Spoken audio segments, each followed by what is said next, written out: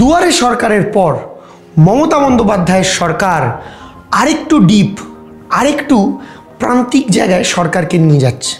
আমাদের পাড়া আমাদের সমাধান। আপনার কাছে গিয়ে সরকার আপনাকে জিজ্ঞেস করবে, ড্রেন লাগবে, রাস্তা ঠিক করতে হবে, লাইট লাগবে, না জল পৌঁছে দিতে হবে।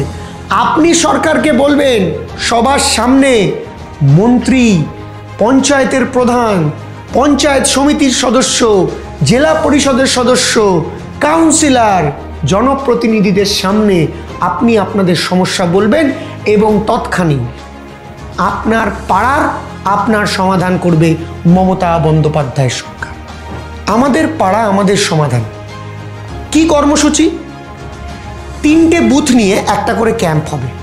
প্রতি বুথে 10 লক্ষ টাকা করে বরাদ্দ হবে।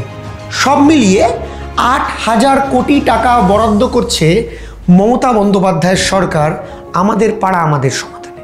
কি হবে?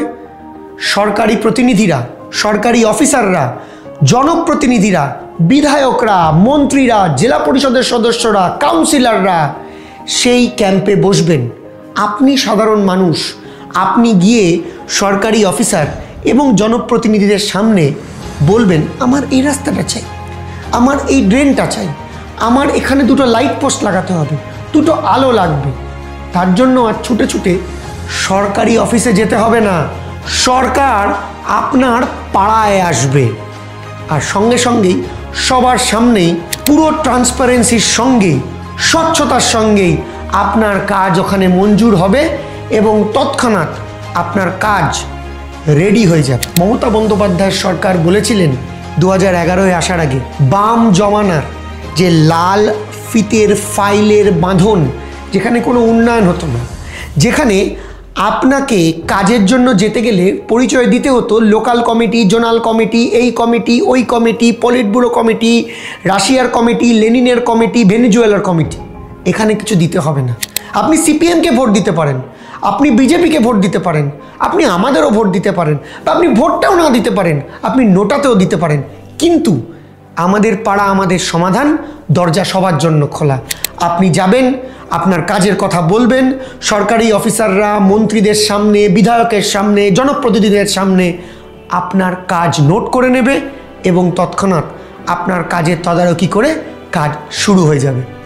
আসুন আপনারা সবাই এটা ছড়িয়ে দিন আপনাদের বাকি বন্ধুদের মধ্যে, বাকি সহনাগরিকদের মধ্যে, এবং আপনার পাড়ায় যখন আপনাদের সমাধান করার ক্যাম্প হবে, আসুন সবাই মিলে সেই ক্যাম্পে পার্টিসিপেট করুন এবং আপনার দাবি সরকারের কাছে আপনার পাড়াতে, কোনো অফিসে নয়, কোনো জেলায় নয়, রাজ্যে নয়, দিল্লিতে নয়, আপনার পাড়াতেই সেই সমাধান করার ব্যবস্থায় আপনি থাকুন সশরীরে এবং উৎফুল্লভাবে, আবেগতাড়িত হয়ে।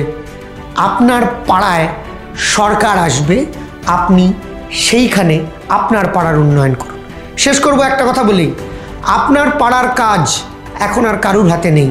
মমতা ব্যানার্জি বলে দিয়েছে, আপনার পাড়ার উন্নয়ন আপনার হাতেই আছে। আমি আপনাদের কাছে হাত জোড় করে অনুরোধ করছি, সরকারের এই সামগ্রিক কাজে আপনারা সবাই পার্টিসিপেট করুন এবং আমাদের পাড়া আমাদের সমাধান ক্যাম্পে পৌঁছুন।